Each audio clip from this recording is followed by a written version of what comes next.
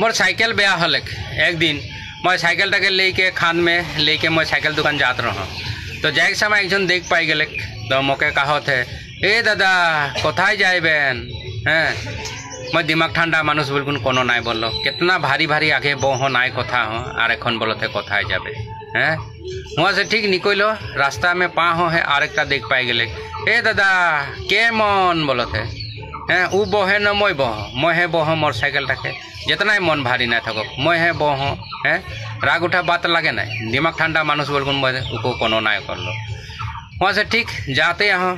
बोई के रास्ता रास्ता आरेकटा देखला उ कहो थे ए दादा घोड़ा उड़ा देखला ही नहीं बोलो थे हैं मैं जिंदगी में ना देखो घोड़ा उड़े के घोड़ा की डेना पाखी हो है ना कि घोड़ा जो उड़ी हैं राग उठा बात लगे ना मैं दिमाग ठंडा मानुष बिल्कुल है कोनो ना बोलो ना तो मैं वहाँ देते